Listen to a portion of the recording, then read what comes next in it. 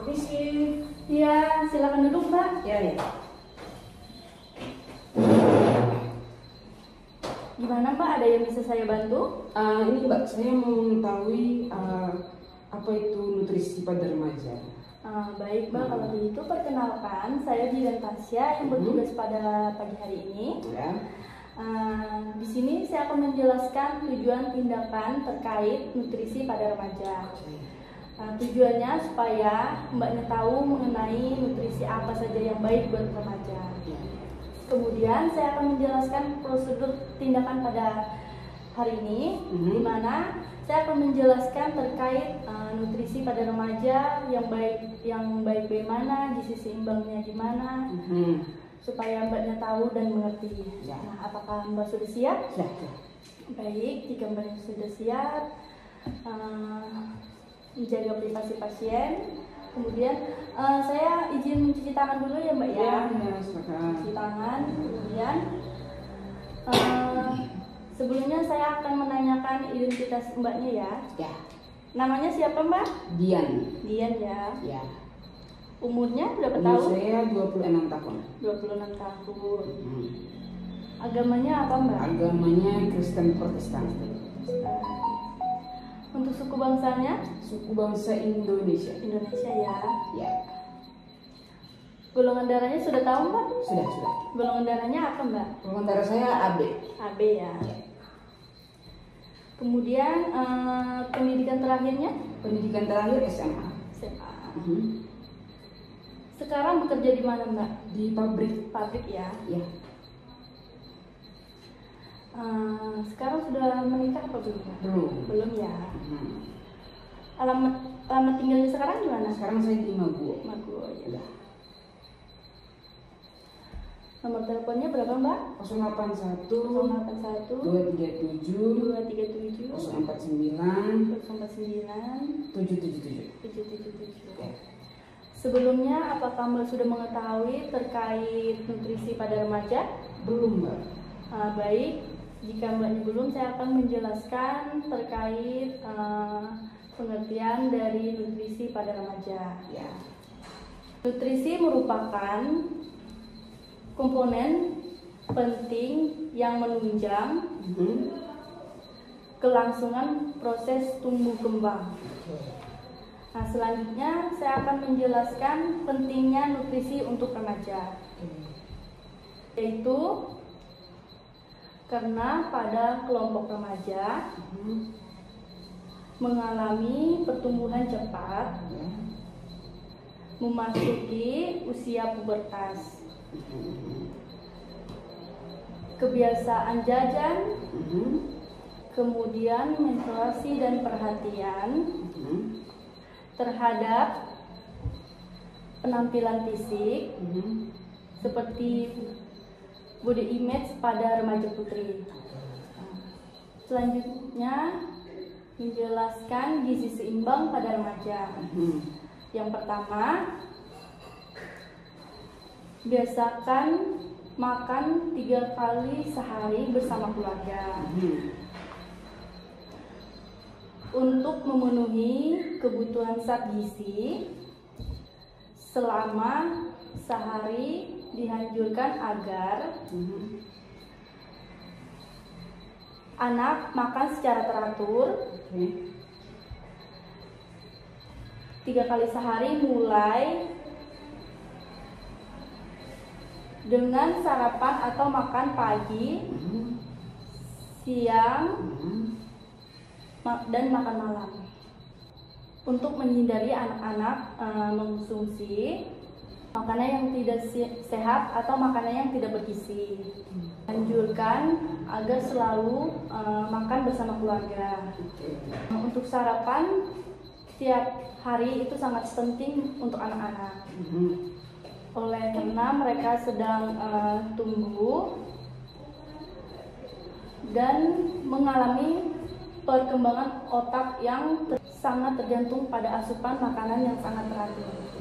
Kemudian yang kedua, membiasakan konsumsi ikan dan sumber protein lainnya. Ikan itu merupakan sumber protein hewani. Sedangkan tahu, tempe merupakan sumber protein nabati. Protein merupakan zat gizi yang 34 berfungsi untuk pertumbuhan, mempertahankan sel atau jaringan yang sudah terbentuk. Oleh karena itu, protein sangat diperlukan dalam masa pertumbuhan. Selain itu juga protein berperan penting sebagai energi. Dengan konsumsi protein yang baik dapat memenuhi kebutuhan asam folat,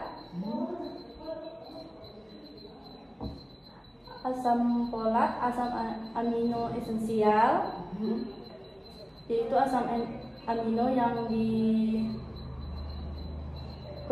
dalam tubuh dan harus diperoleh dalam makanan.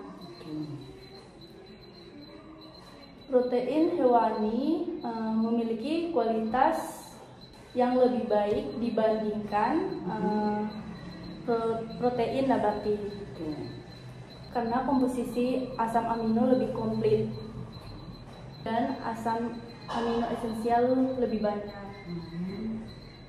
Ada berbagai macam sumber protein hewani dan nabati mempunyai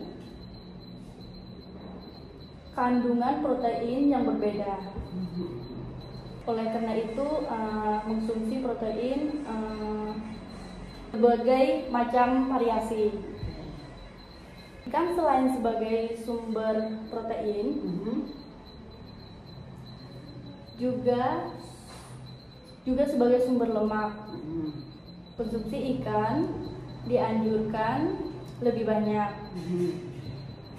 daripada kita mengkonsumsi daging. Sumber protein nabati itu dari kacang-kacangan atau hasil olahannya sendiri seperti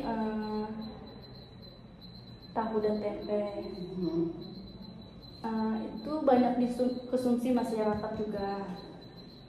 Kandungan protein pada tempe juga tidak kalah sama kandungan protein sama daging. Tempe selain sebagai sumber protein juga sebagai vitamin, asam folat dan B12. Tempe, kacang-kacangan, dan tahu tidak mengandung kolesterol. Kalau mengkonsumsi tempe bisa sekitar 4 potong sedang dalam sehari. Cukup untuk mempertahankan tubuh kita tetap sehat. Dan biasanya kolesterol juga bisa terkontrol dengan baik. Selanjutnya yang ketiga, memperbanyak konsumsi sayuran dan buah-buahan seperti sayuran hijau yang berwarna. Selain merupakan sumber vitamin atau mineral, juga sebagai sumber serat. Kalau buah merupakan sumber vitamin atau mineral, serat juga antioksidan. Pertama, buah yang berwarna hitam, ungu, dan merah.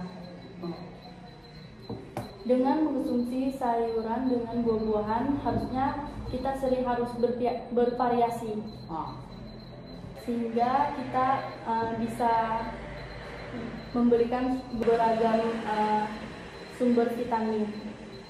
Selanjutnya, kalau misalnya hidup lebih sehat, harus memperbanyak konsumsi sayur dan buah. Konsumsi sayur dan buah bisa dalam bentuk segar atau yang sudah diolah. Dan konsumsi sayuran hijau juga bukan cuma direbus, melainkan juga bisa langsung dimasak. Tapi bisa juga dalam bentuk lalapan atau juga dalam bentuk minuman. Sayuran yang berwarna seperti bayam merah, kobis ungu, habis itu terung ungu, wortel, tomat, merupakan sumber antioksidan yang sangat potensial dalam melawan oksidasi yang dapat menurunkan kondisi kesehatan tubuh kita. Kemudian yang keempat, yaitu membiasakan membawa bekal makanan dari rumah. Apabila misalnya jam sekolah itu sampai sore, atau ada kegiatan di luar sekolah yang berlangsung sampai sore, maka misalnya makan siang tidak bisa dilakukan di rumah, makan siang di sekolah harus sesuai memenuhi syarat kebutuhan nutrisi. Oleh karena itu di jam makan siang itu sangat diperlukan. Kemudian kita diperlukan untuk selalu membawa air putih dalam jumlah yang cukup, itu sangat penting. Yang kelima, konsumsi makanan yang tepat saji, seperti jajanan atau cemilan, makanan yang manis, asin dan berlemak. Konsumsi makanan cepat saji dan jajanan masa kini sudah menjadi kebiasaan remaja. Sebagian besar makanan cepat saji tinggi gula, garam, dan lemak yang tidak baik buat kesehatan kita, khususnya pada remaja juga. Oleh karena itu mengonsumsi makanan cepat saji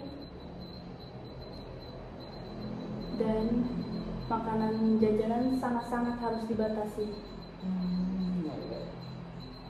Jangan makan manis, asin, berlemak. Itu banyak berhubungan dengan penyakit kronis, penyakit menular seperti diabetes mellitus, tekanan darah tinggi, dan penyakit jantung. Dari penjelasan saya, ada yang ibu tidak mengerti? Sudah cukup dipahami. Baik ibu, saya tanya kembali. Dari yang saya jelaskan tadi, untuk gizi seimbangnya ada berapa? Ada 5. Ada 5 ya Bu ya. Berarti ibu sudah sangat-sangat memahami apa yang saya jelaskan. Terima kasih. Kalau begitu, terima kasih atas kerjasamanya ya Mbak ya.